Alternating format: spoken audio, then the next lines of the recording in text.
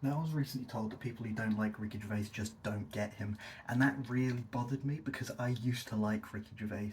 So how is it that at one point, when I was younger and dumber, I did get him, but now, older and smarter, I just don't seem to get it anymore? Well, being a genuinely curious person, I decided that I wanted to watch his newest comedy special, SuperNature, and find out what it's all about. I must admit that at this moment I've only got about halfway through, and that's because it started to get incredibly boring. He started getting into his old religion badge type shtick, and I just couldn't take it anymore. It felt a lot like an old man telling you the same story over and over again, trying to relive his glory days, and it's just like, Grandpa, no one cares about your war stories or how many people you killed in Vietnam. I will say that watching a comedy special like this, although not the way it's intended, is incredibly powerful. I just got to sit back, eating my wasabi peanuts, thinking, go on, funny man, make me laugh. I really felt like a king. Now, the intro just gets straight into it. There's no sort of pre-scripted bit beforehand. It's just straight into it. He announces that he's coming out, comes out, done. However, the way that he announces that he's coming out is it bothered me. Now, the reason that it bothered me is because he introduces himself as a man who really doesn't need to do this. And like, while technically true, yes, he has millions of pounds, he doesn't need to do this financially. He does remind us multiple times throughout the special that he has £1 million, so just keep an eye out for that one. But like, he he does need to do this, like mentally. You see, Ricky Gervais has a problem where he understands that the rest of the comedy world look down on him and don't respect him. So he has to keep going out there and saying increasingly outrageous things to try and get reaction from the people. And that sort of boosts his ego up quite a bit. So, yes, while true, financially, he doesn't need to do this. For every other reason in the world, he does. Women? Women? Women? Now, the first joke is about how stand up comedy is just a bunch of old white men talking. It's not a new observation by any means, but you know, you can do something with that, you can play around with it. But instead, what he does is he just points to a random audience member and goes, "Oh, what about women?" You know, like pretending the audience say something, which sometimes is funny and fine. It can be really funny if you're a talented comedian, but Ricky Gervais is not.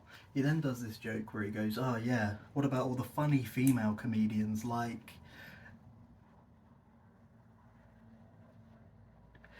Get it?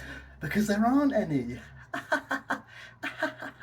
But don't worry if you were thinking about cancelling Ricky Gervais for that joke, because he swiftly points out that it was irony.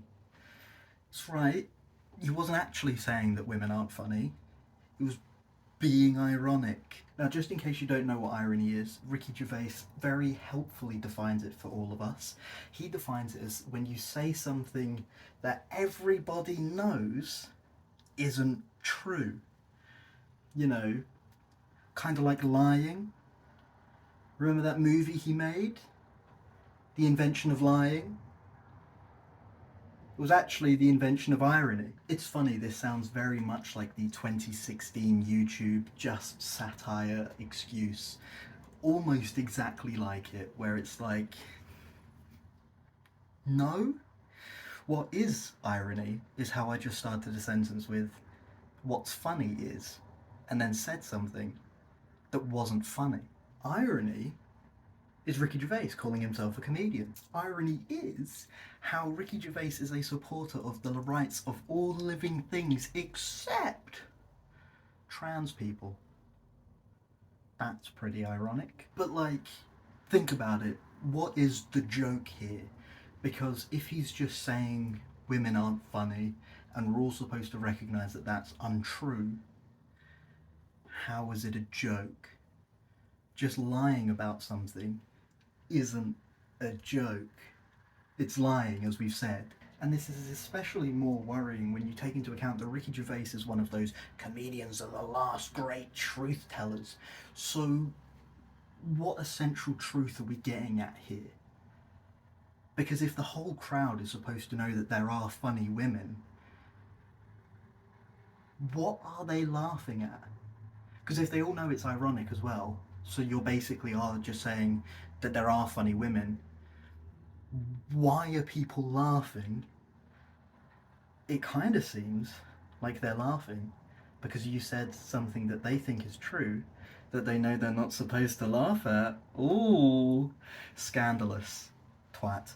Now, a good comedian would have subverted the trope and maybe wrote a joke about how thinking of stand-up as just men talking excludes women, and that would have been the joke.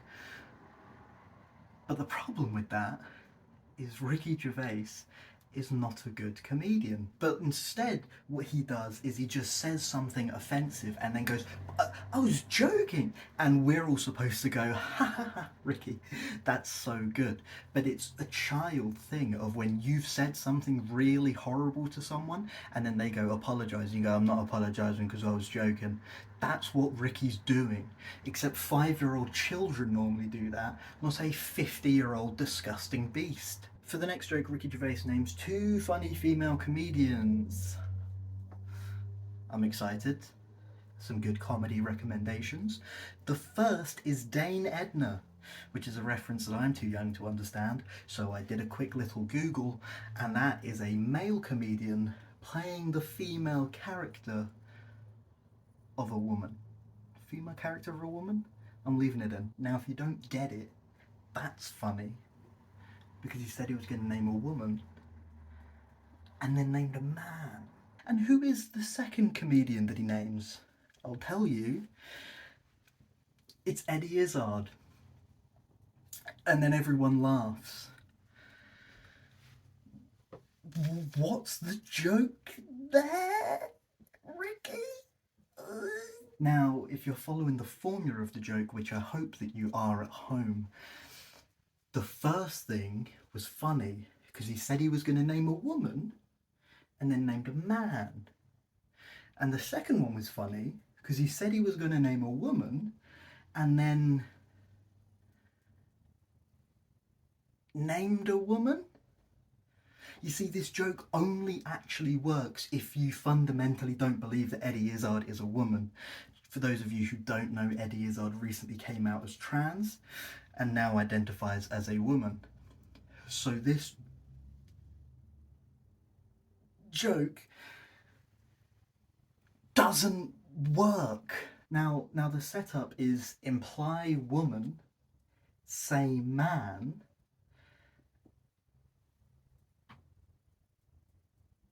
You see how it only works if you think that Eddie Izzard isn't a woman? Yeah. Come on, Ricky. You're too sexy to be transphobic. Now, if you want an example of how this joke doesn't work, if you're not transphobic, I'll give you an example. I'm not transphobic, and I didn't find the joke funny. So, that's science. Then the old white guy isn't done piling on Eddie Izzard. He says, oh, Eddie Izzard's such a great actress. Does everyone remember how great she was in that show where where she played a man?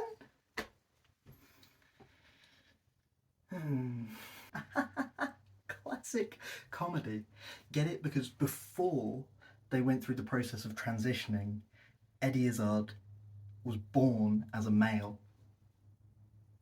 So the joke is, like, because woman and, like, used to be man? Isn't that just the funniest thing you've ever heard in your life? What? It isn't. It's just a shitty transphobic joke. Oh. You see, now I think this joke is bad for, a plethora of reasons, but 2 that I want to highlight specifically is 1, it's targeting Eddie Izzard, who hasn't actually done anything other than the incredibly brave thing of coming out as a trans woman, which trans women are way more susceptible to violent crimes than any other demographic. And Ricky Gervais is piling on top of that with just wank. And the second is, I think the joke's an insult to comedy. Because it's bad. Like, it's really not good.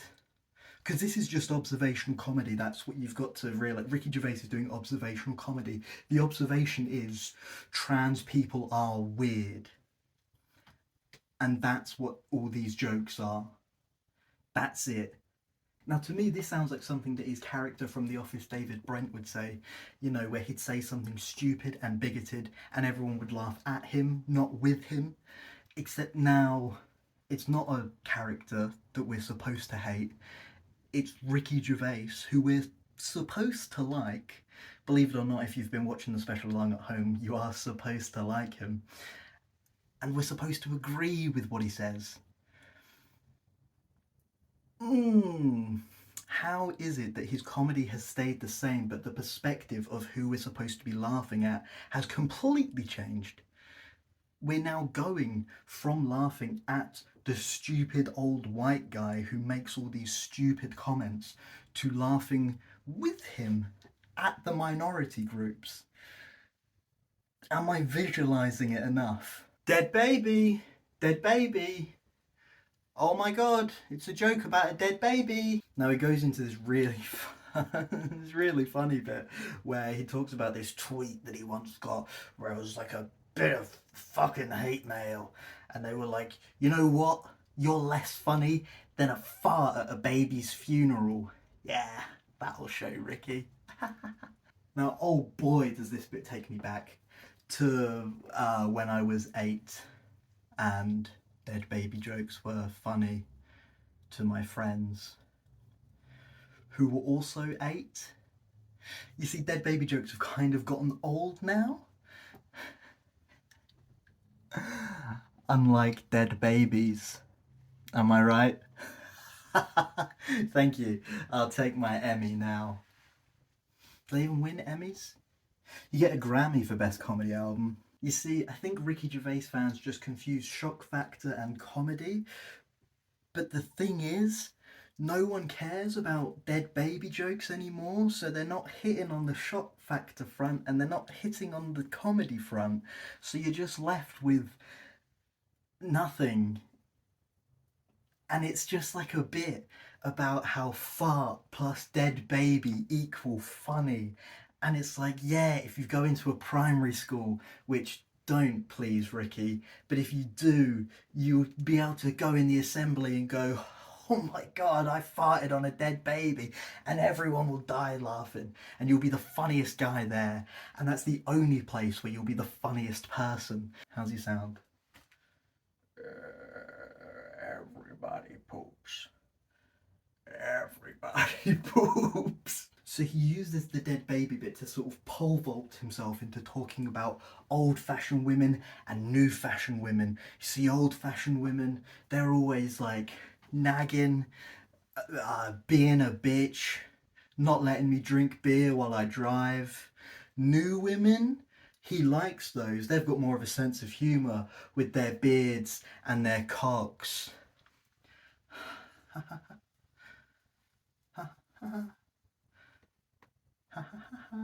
Now this joke only works really if you're a transphobe, and by really I mean exclusively works only if you're a raging transphobe, because you have to believe that you can't be simultaneously be a woman and have a beard and a penis. And I think that everyone who's not obsessed with what's in people's trousers knows that it doesn't matter. You see, as a normal human being, I tend not to care about what genitals someone may or may not have. The only time I do care about genitals is when they are using them on someone against their will. That's about it. But even then, I don't care about what it is. I just care about that they're doing that. It isn't smart to say that you can't be a woman and have a dick. It just shows the failure to be able to distinguish between gender and sex. And if in 2022 you are unable to distinguish between the two, you might be a raging fucking moron. Oh my god, that moment when bathroom, when he mentioned uh bathroom, yes. Ha ha ha. Comedy, bathroom comedy. Yes. This is better than when man score goal and I don't have to hit my wife. Football is catching strays. That's how I imagine all transphobes react whenever someone mentions bathrooms. They just get all fucking riled up, you know, and it's like, ah! You see, the whole debate is kind of fucking stupid because if someone is a rapist, whatever it says on the bathroom door is not going to stop them. The law says no raping, please, and they do it. I don't think a little bit of trespassing is going to make them reconsider. Ooh, I was going to do a big rape today, but I can't trespass. Is it even trespassing? I don't know. So just keep that in mind. Not only for this next bit, but just always don't think that highly of rapists. But anyway, there's this call and response bit, right, between Ricky and Ricky, where like one side, he's this fucking feminist. And on this side, I can't step any further back than this because this is where my bed is. On this side, he's a woman in a bathroom trying not to get raped, right? On this side, it's like he's not a woman, and then on this side he goes, yeah, he is. Look at her pronouns. Get it? And then on this side again, he goes, what about his penis? And then on this side, he goes, what about her penis, you bigot? And then on this side again, are you getting it? Goes, what if he rapes me? And then on this side, what if she rapes you? Get it? Now once again, this joke only works if you are categorically a transphobe. That's it. That's the only way you can find this joke funny. Let's give Ricky Gervais the benefit of the doubt for a moment and steelman his position. Let's say he's trying to make the argument that we care more about pronouns than we do about the safety of abuse victims, right? That's what we're playing with here. Pronouns versus the safety of people who are potential victims, let's say. Why then is he so intent on framing trans people as the perpetrators of violent crimes when they are actually statistically more likely to be the victims of it? Seems a bit weird. If he cares so much about victims of abuse, which he clearly does, obviously, why is he lying? Why is he ignoring the truth?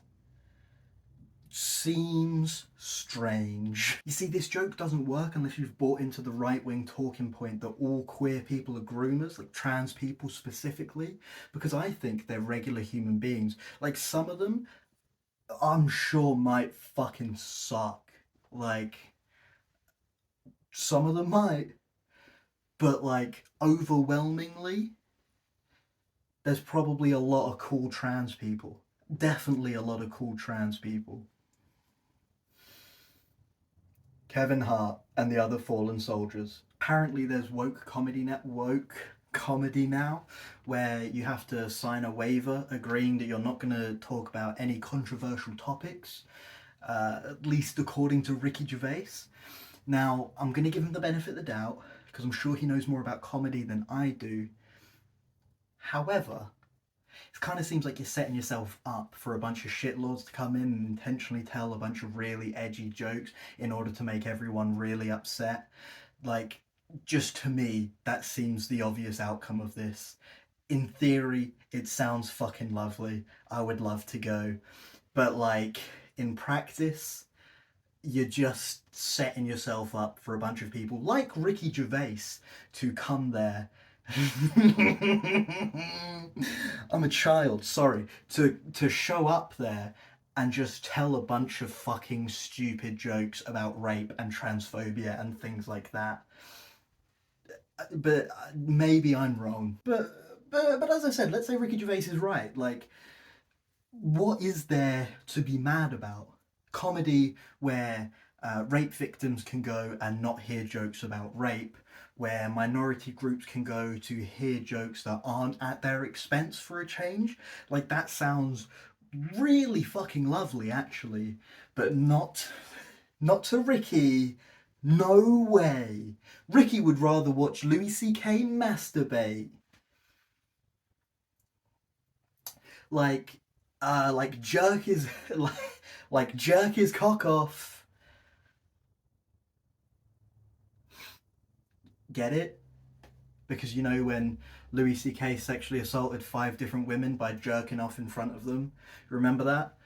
Ricky Gervais would rather be a sixth victim to that than watch woke comedy. Now, this joke, for one, just isn't good. But for two, I thought from the last bit, if we were being nice and giving him the benefit of the doubt, that he cared about victims. But now he's making light of the crime that was committed against them. So you see what I mean when I doubt that he cares about victims and actually just hates trans people? It's almost like I'm right. Now, I said he knows more about comedy than I do, and like, yeah, he probably does, but only one of us is well hated by all of their peers. And it's not me because I work with my mum and she has to love me. Once again, there'll be a link in the description where you can see a bunch of different comedians saying about how much they fucking hate Ricky Gervais. There's Frankie Boyle, the edgelord comedian. Ah! The number one edgy boy said that Ricky Gervais is lazy and shit. You see, Ricky Gervais is to comedy what your younger sibling is to you when you're trying to hang out with your friends. A really fucking embarrassing nuisance. Youngest sibling here validating this analogy. Kevin Hart, or should I? Kevin Hart.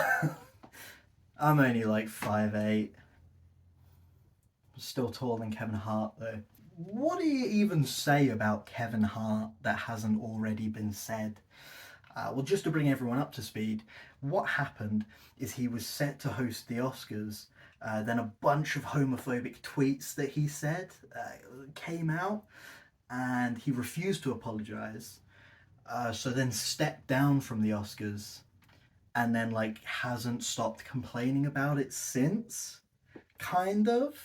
And by kind of, I mean exactly like that. Now, all he had to do was apologise. Like, the job of hosting the Oscars, you just need to be a liked person. Like, you don't actually have to have any talent one way or the other. So all he had to do was be liked again. And to do that, he could have just apologised. But he didn't. So he stepped down because people don't like him, which is the only job qualification of hosting the Oscars. Both he and Ricky seem to believe that Kevin Hart has apologized for this, except he hasn't. Like, he just hasn't. He's done a couple of those, I'm sorry if you were offended at my jokes sort of thing, you know, that aren't apologies. And then he's tried to gaslight people on the Ellen show, of all places, into going, I apologise like 1,000,000 times. But you didn't, Kevin. You're lying. You're lying. I don't know, maybe The Rock punched him too hard in the head one time and he just can't remember the facts anymore. But you've never apologised. Never. Except when you stepped down, you kind of said, oh, sorry to all the upset people. And it's like, no, like actually formulate and understand why what you said was bad and then apologize for it, because you clearly are just sorry you got caught. Ricky believes if apologizing once wasn't enough, which he didn't do, but if apologizing once wasn't enough, you might as well tweet them again. And it's just like, please don't do that, Kevin. Just don't. Once was enough. Unlike apologies. You see, if you apologise once and someone goes, I haven't forgiven you yet, you apologise again and again and again, and maybe you go on apologising for the rest of your life if that's what it takes to make it right. Because if you aren't the homophobe that people think you are, you should be fine apologising about it. If someone accused me of being a homophobe because of something that I said, I'd apologise and go, I'm really sorry, I'm not that person. And I'd apologise forever. Forever. Forever. Like most talentless hacks, Ricky Gervais keeps going on about cancel culture because, cancel culture, feed me. I fucking love jokes about cancel culture. Please. But he basically says that if you enjoy people being cancelled now, you're practically guaranteeing you're going to be cancelled in the future. Or running through that again, it's very complex. If you enjoy people being cancelled now, you're practically guaranteeing that you're going to get cancelled in the future, right? Why? Because the things that are offensive change. What's offensive now wasn't offensive 10 years ago, according to Ricky Gervais. But that's not how it works, Ricky. These things have always been offensive. It's just the mainstream doesn't realise it yet. For example, back in the 1940s, this thing called the Holocaust happened, and at the time, it was fine. Everyone was like, this is cool. Now, we know that that's like kind of offensive to do, and no one does it anymore because they're scared of cancel culture. Anyway, that's the premise of the bit. It's set up that cancel culture, what's offensive now, didn't used to be offensive. That's the premise of the joke.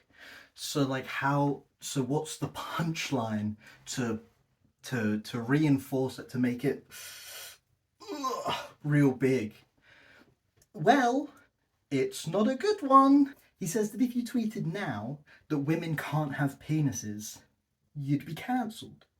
And like, if we're gonna, exist in Ricky's world and pretend that cancel culture is not a fabrication of the right wing's mind, then sure, like, you would be cancelled for that. Like, in actuality, it would just be people going, oh, come on, man, stop tweeting. But like, fine, we'll say that you've been cancelled. So far, the joke holds weight. It holds water, we'll say, right? How does he close the joke? Not well. So to prove his point that things that are offensive now weren't offensive 10 years ago, women can't have penises, will get you cancelled now, but you wouldn't find a tweet about that from 10 years ago because we didn't think we had to.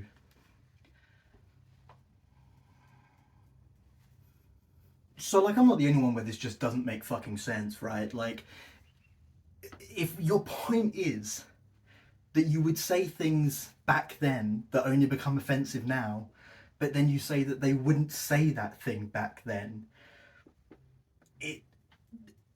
so we wouldn't say things back then that are offensive now? Is that what we're getting at here?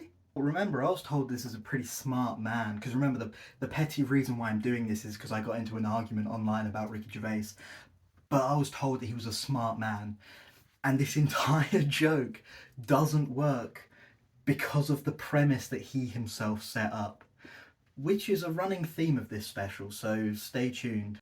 And I know what you're thinking, are we going to talk about how he said because we didn't feel like we had to? Who's we? It ain't me. That we sounds like it includes transphobes, and that we also sounds like it includes you, Ricky. What? Also, had to? You feel like you have to tweet that now? What fucking world are you living in where this is the most pressing thing in the world that you think women can't have penises because my understanding of science hasn't evolved between when I was taught biology from fucking 8 years old? I don't know when you learn about penises. I've never. I don't know what they are. But Ricky really got up and just like showed his whole ass. Like, just got it out there for everyone. Like, it really just, in that moment, it just came out when I'm a fucking transphobe. Cool, I guess. But like, huh? You you feel like you have to be a transphobe?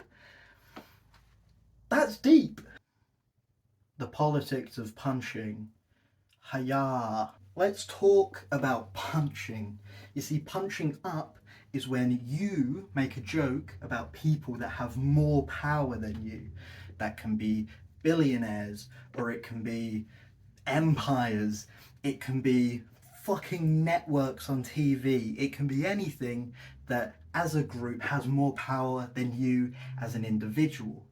Punching down is when you, as an individual, punch down, make fun of people who have less power than you. It is not people who you think lesser of, it's people who have less power than you for whatever fucking reason. It doesn't matter. For whatever reason, people that have less power than you, if you make fun of them, you're punching down. That's that. This means that when people make the excuse of, I can't punch down because I see everyone as equal, they don't know what the fuck they're talking about. That's like when Dave Chappelle says it. For most people, that should sort of trigger in you and go, oh, he's a fucking idiot. And if you think he's anything more, you too might be a fucking idiot. But Ricky, he's more conniving than Dave Chappelle. Because he does not say, I see everyone as equal. That's too obvious now, you can't do that. He says that punching up was invented by Oxbridge comedians. Now, if you're not from the UK, Oxbridge is Oxford and Cambridge, which are our two top universities. So him basically saying that it's not something that we all understand, it's something made by the elite. Remember how I said that he reminds us multiple times in the special that he is indeed a millionaire and doesn't need to be doing this? It's then weird for him in this joke to take a step back and position himself as a member of the audience and go, we're just little guys. We're just little men. Little men. I don't know. I'm too... punching up, huh? And it's like, no, it wasn't made by fucking Oxbridge comedians. It's a cornerstone of comedy. It always has been. It doesn't matter what fucking decade you go in. It's always been a cornerstone of comedy. That's why fucking George Carlin, that everyone likes to go, he would hate cancel culture now because he said the N-words. Because he said the N-word a couple times. A couple too many times. But he wouldn't, because the majority of his jokes, I haven't watched that many because I like quirky people. But anyway, the majority of his fucking jokes were taking shots at people higher up than him, not those lower power-wise than him. So George Carlin wouldn't fucking hate cancel culture. He'd probably still say the N-word though. Who's gonna stop a dead man? Next, we're on to a joke about punching a disabled toddler. Because it's a Ricky Gervais special after all. You get what you pay for, bitch. Now I know what you're thinking, I'm trying to position this as like just some stupid joke, but you're thinking, no, this is actually a genius point where he's setting up that actual violence and words as violence are not the same. And to you, I'd have to say, shut the fuck up, because you're an idiot. Again, sorry. So Ricky says that the idea of punching a disabled toddler, he does the motion, yeah, punching, you have to punch down because they're a toddler and disabled, so they might be in a wheelchair or what, but you got to punch them, right? And he's saying that the idea of that is funny.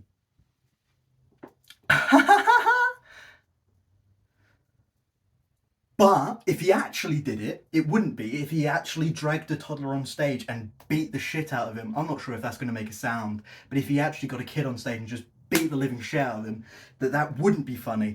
And it's like, okay, I get what you're trying to say. The actual violence is different from words. However, no one is actually saying that the two are the same. No one is saying that punching someone is the same as going, you're a bitch. No one's saying that. People are saying that words lead to violence.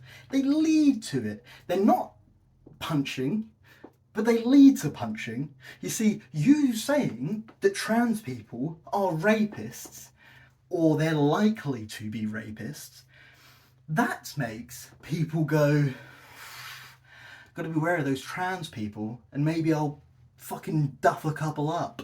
Seriously, think about it. Given the chance to stop a rape, wouldn't you fight someone?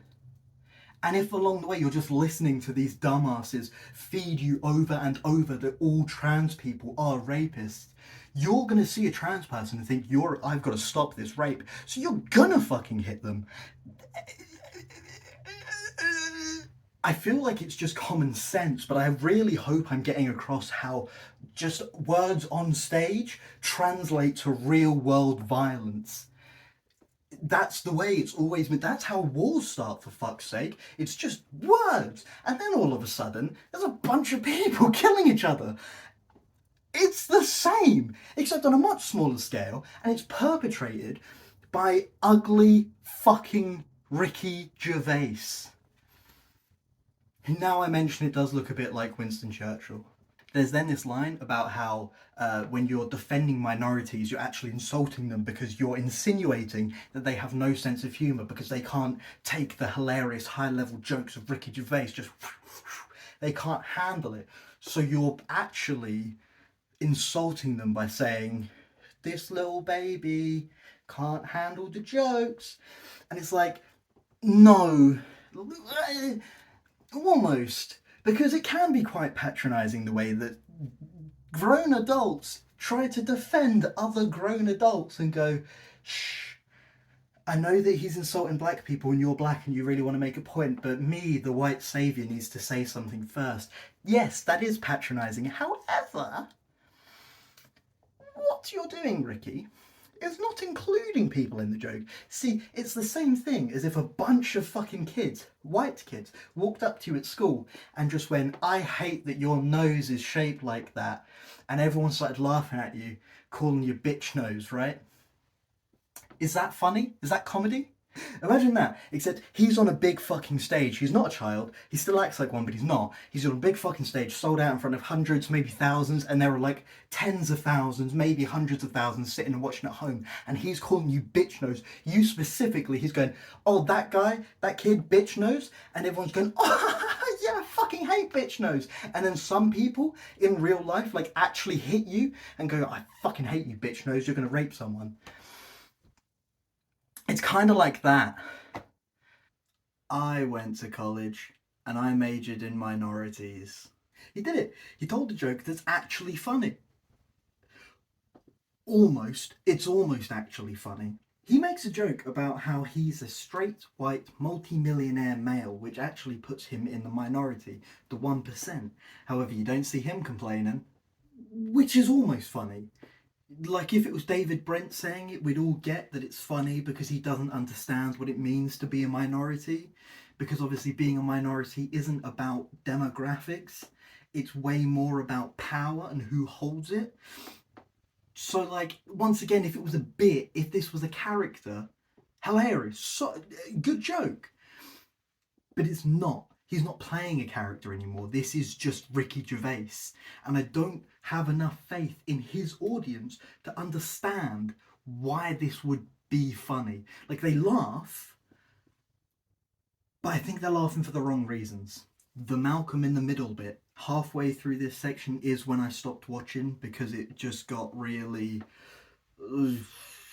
He does start with this really badass bit about how if you have any complaints about the show, just like sit, wait till the end, and you go to the box office. They can't give you your money back right away, but you just fill out a little form that's like, oh, he was too cool for me. He dunked on too many feminists for me, or something like that.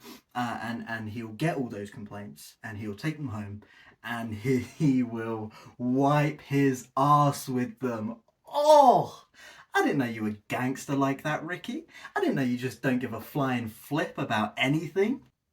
Then there's a bunch of religious stuff, and it's like, okay, we get it. You think religion is like gay or whatever, but come on, do something else. You've been doing this for the past decade at least, and it's just getting a bit boring, a bit repetitive. He looks at the Bible and goes, oh, this bit sucks, and his audience go, ha ha ha, yes, I too am an atheist. There's then this bit in the middle about the differences between cats and dogs, and it's like I don't have anything to say about it, but I just need to get it out there because I feel like I'm going insane. It's so out of place in the special. He's talking about all of this stuff which like he thinks sucks, like trans people, and then he just goes, oh, cats and dogs, they're different. And it's like that's the plot of the movie Cats and Dogs. We've seen it. It was a really good movie. I don't want to hear about it from Ricky Gervais. There's also this part about ghost hunters and how like they never find anything, and if we held nature documentaries to the same standard, like, oh, I swear there was a monkey there or something, it's whatever. But then he says he would much prefer those nonce hunter shows, even though like in them, in the crew, there's sometimes paedophiles there, especially if it's a BBC show, because BBC hire paedophiles, and it's like I'll give him that one because it's punching up finally, but we've heard the joke a lot, and it's not good. He also keeps weirdly bringing up old tweets, like this one where some disaster happened somewhere, it really doesn't matter, and he sent some money. And then a story came out about how Beyonce and Rihanna sent their thoughts and prayers. And he tweeted, I feel like a cunt, all I sent was money. And as a joke, it's funny. Like it's a good joke about how all these celebrities with billions of dollars like don't do anything. It works, but somehow the fact that he's reading an old tweet just makes it feel really cringy. It's like a sort of recently graduated student reliving their glory days. Remember when I butt chugged? Like, cool, it happened. Leave it in the past. We don't need to relive it. It was good the first time. Now you've just got your ass out. There is one bit in the special that I did find genuinely funny. Like, I actually laughed out loud. He didn't want me to, but I found it really funny. He's talking about something or other, and he just sort of mentions that he's been with his girlfriend for 40 years, and he takes a pause because you're supposed to clap at that. Like, oh, 40 years, whoa, that's incredible. But people don't react straight away. So he then starts like awkwardly stumbling into the next bit, and then the reaction comes. So then he's like, "Oh, stop it! No, oh, stop it!" And it is just such a good microcosm of how he's a terrible comedian because he doesn't know how to play a room. A better comedian would have said it and just paused. They know the reaction's going to come. People aren't going to not react to that. They wouldn't stumble into the next bit going, oh, well, fuck. He just doesn't know what he's doing. Now, the next bit that's actually worth mentioning in this middle section that's sort of just dead air is he talks about AIDS for a while and God creating AIDS. And it's like, ugh, 40 years too late. AIDS was pressing 40 years ago when people were dying of it. Because he even says at the start of the joke that no one cares about AIDS anymore because you can just treat it with a pill for the rest of your life. Remember how I said that it was a running theme where he ruins his own jokes by setting up in the premise that no one cares about it? That's come back because he's talking about AIDS and he's talking about God creating AIDS, and in the middle of it is like, Netflix have already bought it, so ooh. And like it shows that he's really banking on it being offensive, because why else would you say that? You're going, oh, it's so offensive that Netflix have already bought it, so they can't stop me. But you said, no one cares about AIDS anymore. So why, how is it offensive? No one cares. No one cares. I'm not trying to minimize the effects on people that actually have AIDS and have to live with it for the rest of their lives. But like, as a society, we've moved on a bit. Just a bit. At this point, I really recommend that you take a break. I know I did. He said some very hateful things in this, and it's sort of quite heavy to sort of do all in one sitting. So just have a break. Go away from the video, come back to it later, and you know, we'll get back to a barrel of laughs after. And it goes on. When I came back, he was still talking about AIDS. And I think that's very brave of him. Not for discussing AIDS, because as we've mentioned, he doesn't think it's offensive anymore. But it's brave to talk about AIDS for this long and still call it a comedy special in 2022. That is bravery. Then he goes on to talk about abortion, and he talks about the fact that he's pro-choice, which, cool. I'm glad you are, Ricky. You've got some common sense. It's mostly probably just because religious people are mostly pro-life, so he hates that, but that's neither here nor there. In this imaginary culture war that he's concocted in his mind, he gets a point. He's on the right side. So good job, Ricky. He does then say the R word in this bit, so I don't know if that's 1-1 or that's like neutral now. I'm not sure, but not very cool. Hitler and the time machine. Just when you thought that the show couldn't get any better, and I know you were thinking that, oh baby, he brings up Hitler. Ugh, just what this special was missing. He makes this joke about how everyone asked the question, if you had a time machine, what would you go and do? And everyone gives the same answer of, oh, I'd go and I'd kill Hitler. And he talks about how it's like a hack question to ask.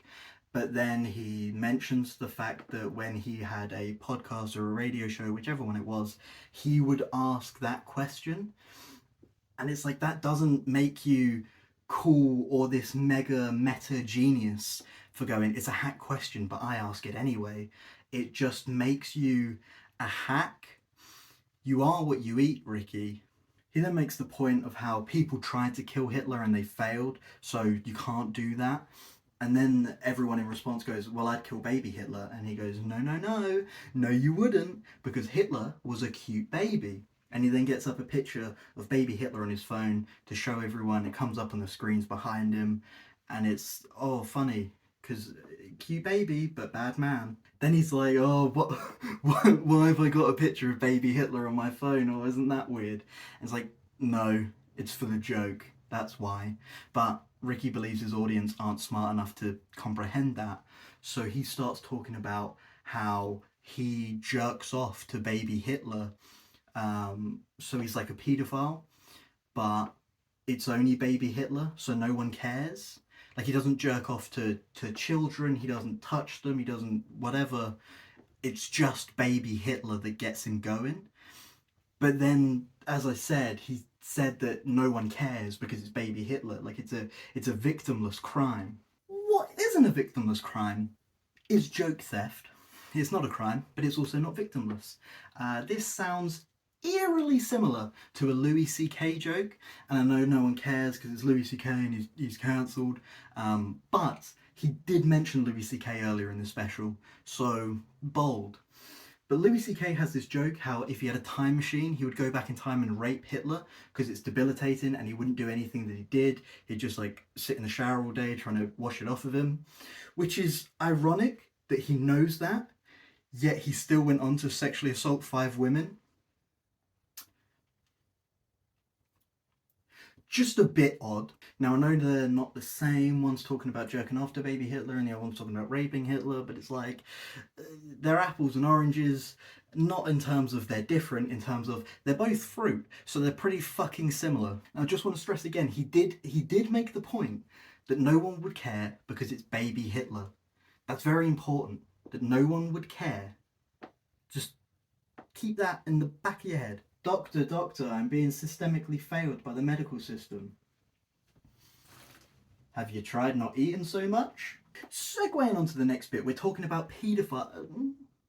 No, we go back to the paedophiles later on. Yes, it would make much more sense to have the paedophile bit here, but you'd also need to be a good comedian to have comedy that strings together, and Ricky Gervais is not that. We're actually talking about going to the doctors now for some reason, and he's doing the classic doctor stuff, how awkward it is when they touch your balls. Oh, that's so awkward, guys.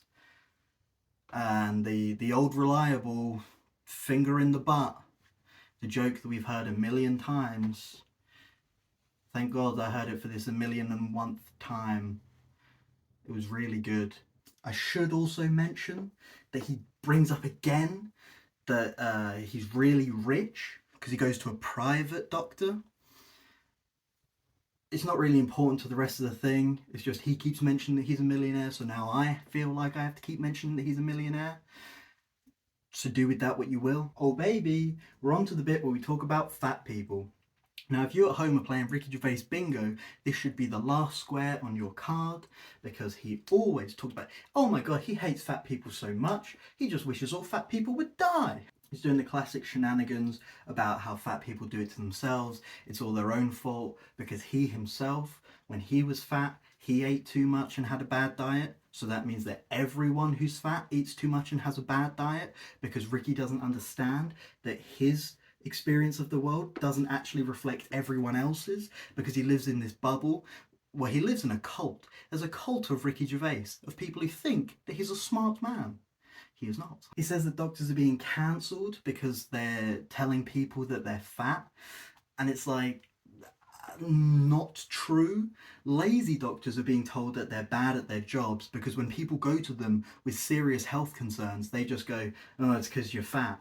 And it's like, no, what does that have to do with me urinating blood? And the doctor's like, well, if you didn't eat so damn much, maybe you'd be fine.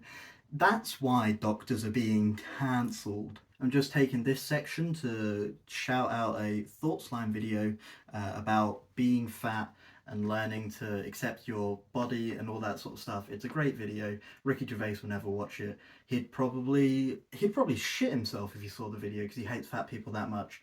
But go check it out. Apparently there's this school that have banned the word obese. I don't know. According to Ricky, this is the case. We'll believe him again because why not? And he's complaining about this, and it's sort of like, why? That sounds quite lovely to me. Obviously, it doesn't actually do anything to get rid of the problems of fat phobia, but it does reduce a little bit. And that's lovely, isn't it? I can't be racist. I treat all races the same. Except the white ones. Oh my God, he did it. He did it. You thought he wouldn't, but he did. He did an I identify as joke. Damn. Now that's hot comedy. He says that there are all these things you used to get called mental for, but now it's just like cool. He says that he wants to replace his legs with wheels and identify as a pram. Oh God, that's funny. But don't worry. Don't you worry. He swiftly follows it up by saying that he knows it's a hack joke and he only tells it to get a rise out of other people. And that makes this joke different from every other joke in the special, because see what I did there? See, I took that Ricky Gervais joke from the start about women not being funny and I used it here where I said, oh, it's different because, and then I didn't say anything because it isn't different.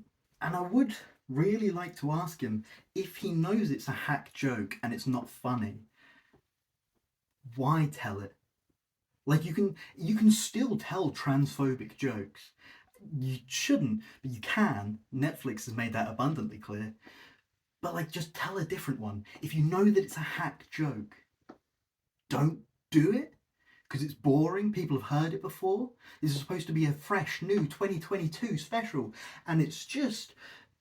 I personally think that this is a good example of a trans joke, and it goes, why can't trans people just identify as Someone who wants to fuck me. I'm not a comedian, but I think that joke is better than anything Ricky Gervais has told, because there's the setup of why can't trans people identify as? And it's like, oh, what's he gonna say? Is this gonna be edgy? What's he gonna say? And then I break that tension by saying, I just want someone to have sex with me because I'm lonely.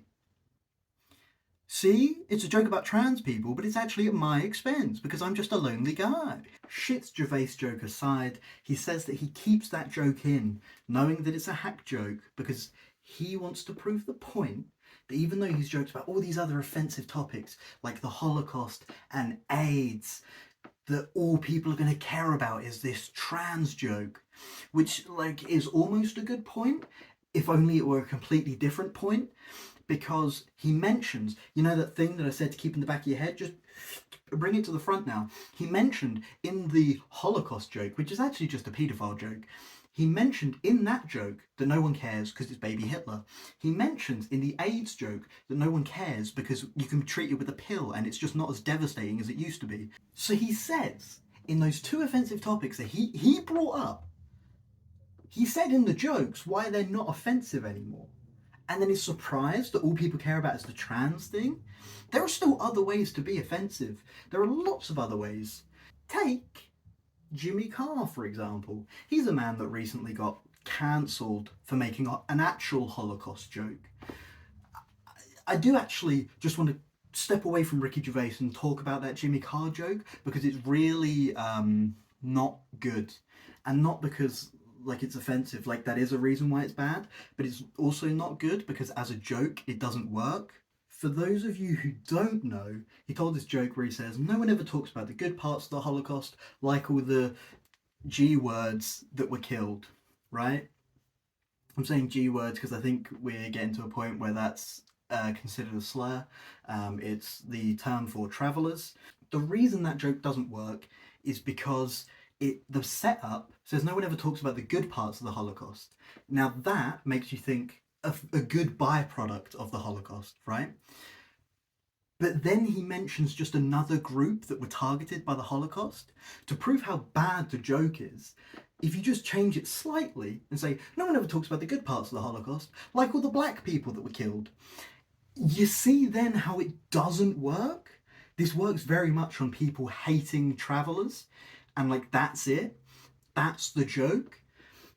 And like once again, it just doesn't work if you're a regular human being who doesn't have hatred for groups just based on where they're from or who they are. Now, to make that joke funny, what I'm going to do is actually deliver on the good byproduct part, right? And go, no one ever talks about the good parts of the Holocaust, like all the cops that were killed. You see, because you're still joking about the Holocaust and, oh, it's edgy and offensive, but you set up a good byproduct and then you deliver on a good, because cops weren't targeted in the Holocaust. So it's just like a good byproduct, because if you're smart, you hate police. So like it's just a good, you know, byproduct. There it is. Good. It's joke 101. It's not hard. Digressing again, he goes on to say that he can't be transphobic because he includes trans people the same way that he includes everyone. Except he doesn't, because there's no jokes about white guys, especially when in the bit where he was talking about paedophiles. That would have been a real great moment to like talk about how white people are overrepresented in the paedophile game, but he just didn't do that for some reason. And also there's no jokes about animals because he believes in rights for animals. So that joke about punching a disabled toddler, he could replace toddler with dog and it would have been the same joke, but he didn't, because he doesn't think you should joke about harming animals. And this like also raises the question of why there are no jokes about black people. It's almost as if he knows he can get away with making jokes about trans people, but he can't get away with making jokes about black people.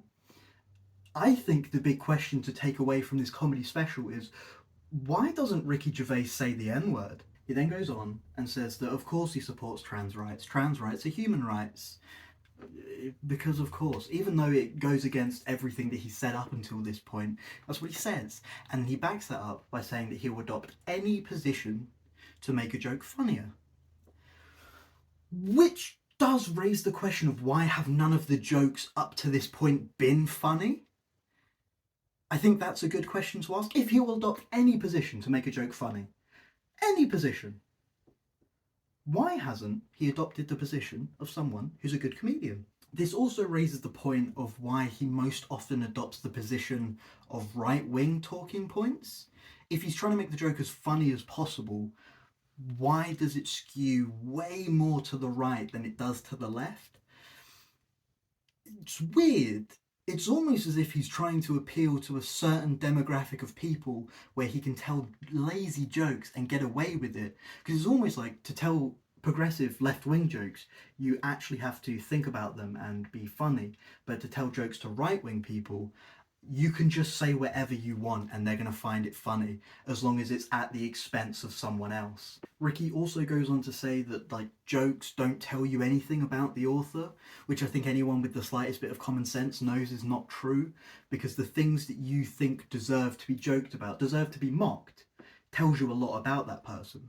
For example, the things that Ricky tells jokes about tells me that he's a bitter old white man who can't keep up with modern times. Whether he wants to admit it or not, Ricky is just getting his true opinions across on stage. Obviously, he doesn't want people to know that, because then he'd get in a lot of trouble because he has very bad views, except on abortion. Remember that? 1 point. To his audience, I ask this. If you genuinely believe what Ricky Gervais is saying from the bottom of his heart, that he doesn't agree with the things that he's saying, that he'll adopt any view, why watch him? Why wouldn't you watch a comedian that says what they mean? Why would you watch this man who's doing some meta critique and you find transphobia funny but only in a meta way because it's not funny? Why wouldn't you just watch someone who jokes about how transphobia isn't funny? It doesn't make sense. I think it's either because you agree with him and you don't want to admit it and you want to hide behind all these barriers. Oh, it's meta, he's actually a genius. Or you're too stupid to understand what he's doing. And I'll let you decide which camp you fall into, but it is one of those two. Then all of this rambling bit is just sort of completely negated when he says that he wants women to meet him halfway and lose the cock. And it's like, you can argue this is an extension of the previous bit where he's still saying things that he doesn't mean, but he's kind of said this like a lot. And it's like, why do you keep bringing it up if you don't believe it? Because once again, you're saying whatever's the funniest. And it's like, is it funny? I don't think so. And I just want to add, if he is going to adopt any stance to make anything funny, why is there no joke about like raping a rabbit or something? You know, you can make a joke about how you're trying to charge up the Energizer Bunny or something.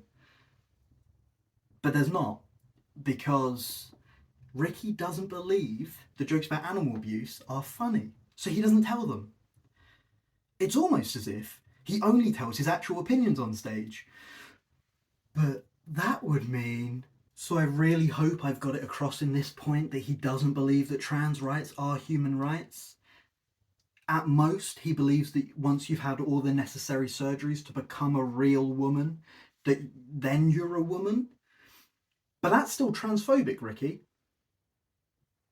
I would like to identify as someone who's never seen this comedy special. And he just keeps going with the trans stuff. He just doesn't stop. He talks about how if he was a teenager now, he would use being trans to get stuff that he wants. Like he'd say to his mum, "Hey mum, I'm trans, that, or I need a new bike." And she would go, "You need a new bike, Ricky." And he'd go, "You're the boss." And it's like, what's the joke there? Is the joke that your mum is so transphobic that she would do anything within her power to stop you from being trans? Or is the joke that like kids do that now? Which they don't, Ricky. I'm sure as a 50-year-old man you don't know anything about kids, but not everyone is as big of a piece of shit as you are. And he's still going on about the trans stuff. He says that if he was a teenager now and he was trans, he'd tell his parents like, "Oh, I want to be a woman," and his parents would go, "Oh, that's so trendy, I'm so happy that you're trans." And then his dad would go, "I get to pick the vagina." Get it? Because parents of trans people are perverts. That's what that joke is. And he's still going on about the trans thing, and he says that he would become a real woman, which, you know, as we know, in his mind means losing your penis, and he would be a lesbian because sexuality is not a choice. Ricky makes that very clear, and that's important for where the joke doesn't work later on. But he sets the scene. He's a lesbian. He goes to a bar. He's a butch lesbian, and he meets like a real feminine lesbian, and he's the whole time he's like, ha ha ha. Ooh, he's laughing too much at his own joke, and he also keeps telling us that it's a really, really bad punchline. And spoiler alert, it is. But anyway, he's laughing along, and he's talking about how he'd take this woman back to her house, and he'd start doing sex things with her.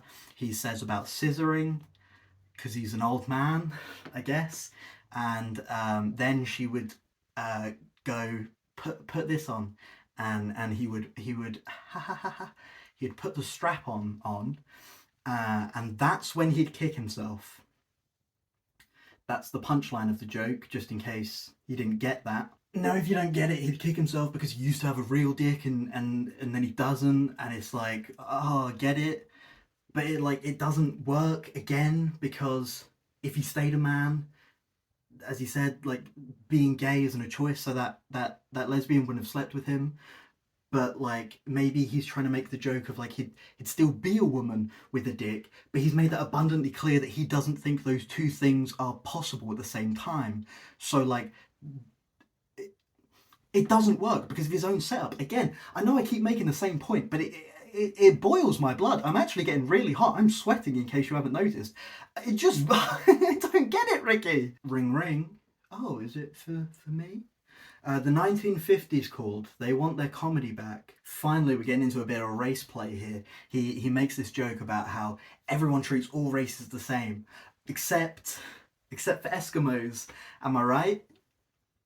Because everyone hates Eskimos, I guess. But he's telling this joke about how when you take away all the weird things about Eskimos, about how they eat whale, about how they dress in, you know, all this fur clothing and all this, you strip all that away, they're just a cold Chinese man.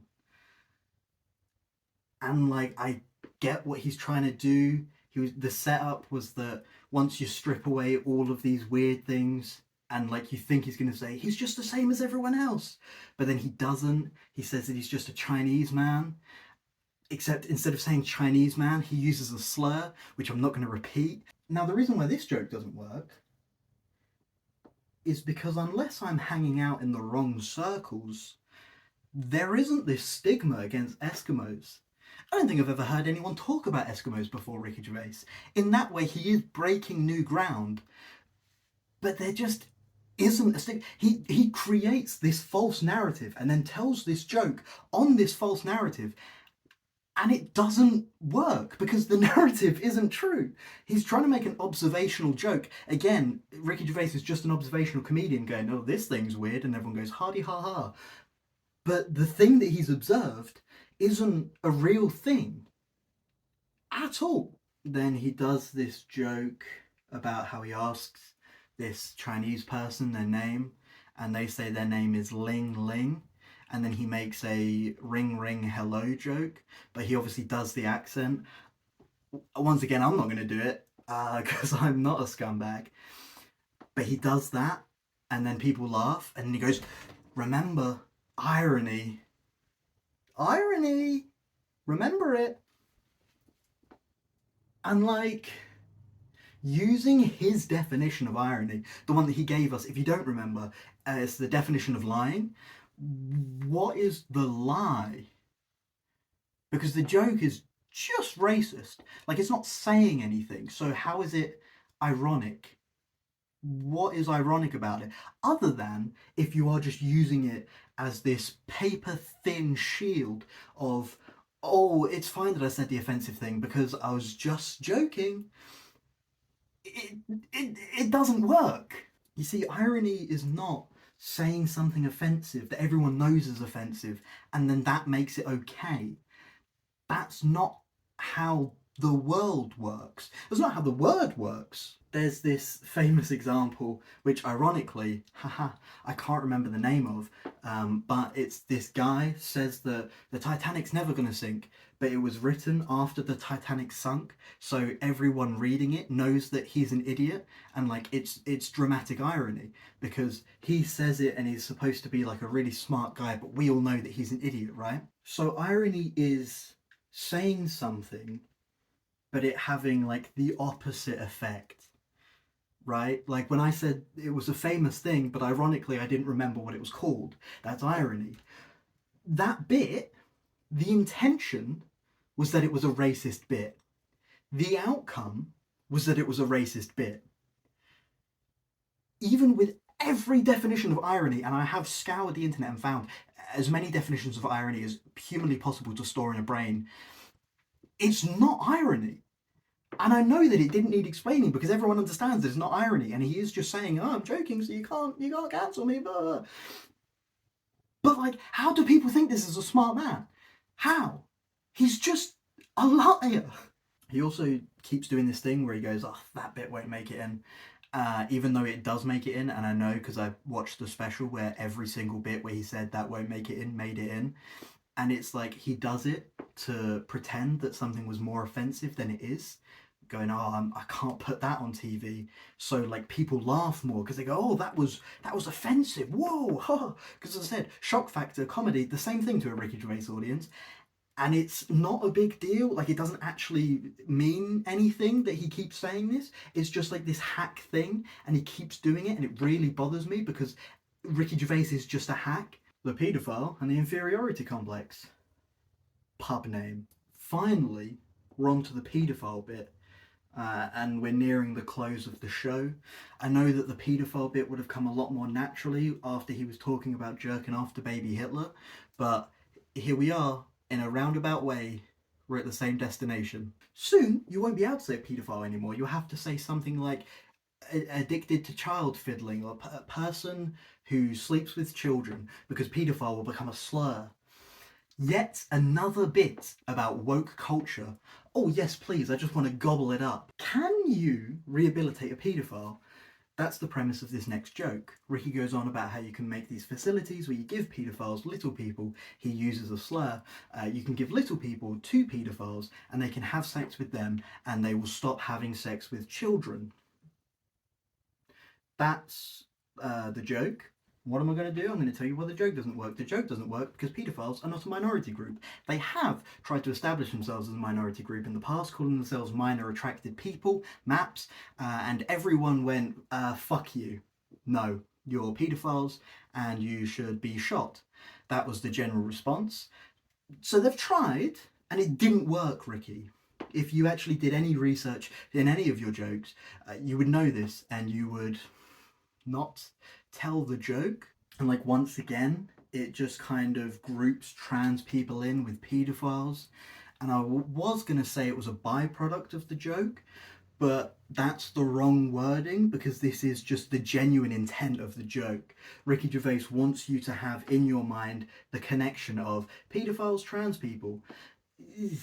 No, I should be more accurate. That is the setup of the joke. The actual joke is about how there would still be homophobia within this community because it's like, "Oh, I said I want to fuck kids. I didn't say I was gay." And it's like, good observation, Ricky. You noted that homophobia is still present. I guess, once again, that's another point in the culture war. However, as I said, you did use a slur for little people.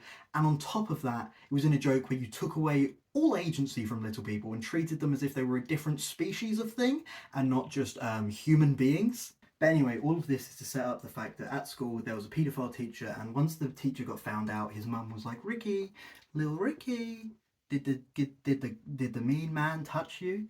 And he goes, "No, mum, never touched me." And the mum says, "Obviously didn't find you attractive enough then." And Ricky says, "What if they gave me some sort of complex where I went off sucking off bus drivers the rest of my life?" And it's like, good question, Ricky. What if they did give you a complex where you spent the rest of your life trying to match up to your peers even though you're never good enough to be on their level? What if it made you spend the rest of your life putting down others to try and boost yourself up? That would be really weird. Now, I'm in no way trying to insinuate that Ricky Gervais actually got his inferiority complex from that one sort of offhand comment that his mum made. But I am stating that Ricky Gervais does have an inferiority complex, and unfortunately for everyone else, it's not the type that causes people to shelter in and just block everyone else out and go, I don't want to be here anymore. It's the type that makes him want to keep trying to prove that he's as good as everyone else and never shut the fuck up. And I think we're all worse off for it. The close. The end. This is the ending bit. He tells some jokes about some real stories that happened. I don't care if they're real stories. But typically, as a general rule of thumb, when a comedian says this actually happened, it didn't happen, and it's a complete lie. He then ends on these two jokes, both of which aren't really funny. But one of them is a joke that his brother told at like a funeral or something, and it's like, why are you telling your brother's jokes? Shouldn't he be on stage telling his own jokes? It's kind of weird. The other one is about Tourette's and fingering, and someone saying, I'd finger you too, miss. And it's like, okay, after all this is what we end on? A joke that you've taken from your brother and a joke about Tourette's and fingering? It just kind of seems like a weird nothing end to this weird nothing special. So I guess in that way it's completely apt. It's just a forgettable end to a forgettable special, and I do realise the irony in me saying it's a forgettable special when I've just written 7,000 words on it, so it's obviously not forgettable, it's going to live with me forever. And that is irony. SuperNature, more like fuck off. How do you even wrap this up? We got to conclude some things, so let's first talk about the name, SuperNature. What? I guess, yeah, you briefly mentioned the subject of nature versus nurture. You briefly talked about cats and dogs, but you spent the most of it talking about paedophiles, AIDS, and overwhelmingly trans people. But I guess you can't really call the show super bigot. It wouldn't put seats in bums quite. Seats in bums. Don't do that. Let's talk about some themes. The theme of irony came up a lot. Of course, the only irony being that Ricky Gervais doesn't actually understand irony, which, no, like, that's wrong. He does. He's smart enough to know that he doesn't understand irony. He's smart enough to use it as a manipulative tool to get a bunch of idiots to think that he's actually got some super intellectual meta comedy that only the enlightened few understand. And, like, come on. Stop being stupid, please, I beg you. Also, quickly, to anyone who's watched this far in believing that comedy is actually like really bad when you explain it, firstly, I just want to say thank you for making it this far. That means a lot. But I also want to say that you're wrong and an idiot. Good comedy gets better when you explain it because it has layers to peel back, and there are multiple things that, oh, you might have missed this. This was actually a really smart callback to that. Bad comedy gets worse when you explain it, because when you open it up to explain it, much like Ricky Gervais, it is hollow. I also just want to bring up again when he said that he'll adopt any view to make things funny, and just how it's not true, because if it was, he wouldn't joke about fat people, or religion, or trans people, or any of the things that he's joked about tonight, because they're just not funny, and not in the like, oh, I'm so offended way, but in the way that they've been done a million times, and there's just no new jokes that you can possibly tell about any of these topics, and it's just really boring. And I beg you, tell a funny, original joke, please. Is it so bad to ask for better from comedians? To ask that they use their voice to progress conversations instead of pulling them back 50 years? In short, no. There are comedians using their voice to tackle important subjects, like James Acaster talking about mental health and transphobia and specific transphobes, Ricky Gervais, there's Bo Burnham trying to tackle white supremacy, there's Nish Kumar tackling racism in UK politics, there's Hannah Gatsby tackling homophobia, there's Ali Wong talking about womanhood and motherhood. These are comedians that are doing better, but they don't have access to the same platform that these bigots do. I wonder why. Now, I recognise that most of the comedians that I mentioned are men and most of them are white. Now, that's bad on two fronts. Well, it's bad on an infinite number of fronts, but on two fronts that I'm going to mention here. The first is that it shows that I myself am not consuming enough diverse comedy. The majority of what I'm consuming is white men. Pause. But the second front of why it's bad is because comedy is dominated by white men, straight white men, typically skew older. There is a new generation coming in, but it does skew older. And like, when I went on Netflix to get recommendations for that section, because I didn't know about Ali Wong until that bit, the majority of them are just wank cancel culture comedians. Like Jimmy Carr is there, Dave Chappelle, Ricky Gervais, Kevin Hart. And it's like, think about it. If you were a black woman, why would you want to get into the world of comedy where you know that no matter how talented you are, you're never going to achieve even a slither of the fame that Ricky Gervais has, even though he is just a hack comic and he admits that he's a hack comic. He keeps saying multiple times, this isn't funny, this is a hack joke, and you could tell the most original and the funniest jokes anyone's ever heard, but you're never going to get a Netflix special. And that fucking sucks. But back to Gervais now. I guess I'm just disappointed in myself for ever finding this man funny. Like, admittedly, okay, I was into him before the trans stuff, so points to me, I guess. But like, as I've tried to get across here, he's just not funny.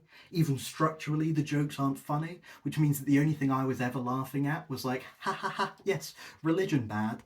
And I'm just disappointed that at some point in my life that was all it took for someone to go, oh, this thing that you don't like is bad, and me go, oh, that was a good joke.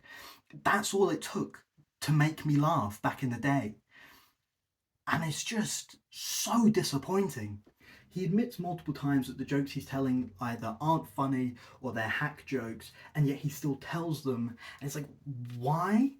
It's because all he cares about is stirring up a reaction, and I guess in that way he has bested me, because here I am writing over 7,500 words about this stupid special done by this stupid man about stupid things, and I'm stupid.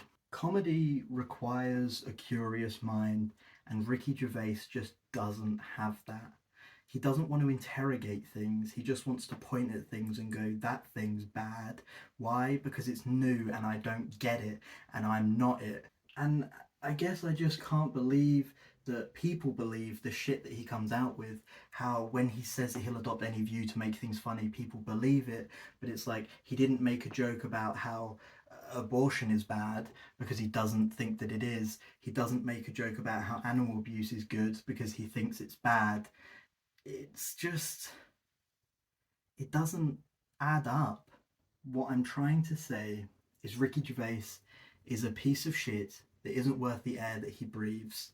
He is the king's jester, using his power and position to enforce the status quo. He is the funniest kid on the playground, whose jokes wouldn't be out of place there. He's the type of comedian that your parents let you watch once, and then you go to all your friends and you repeat those jokes because they're just the funniest thing that your 8-year-old head has ever heard, and they all think that you're the funniest kid alive. Trans rights are human rights. Don't let Ricky Gervais fool you. The fight is very far from over, and don't let people like Ricky get in your way. Thank you for watching. Punch your local transphobe. I'm deranged. I'm deranged. There's no two ways about it. I'm fucking deranged. This is my audition tape for Taxi Driver. Okay.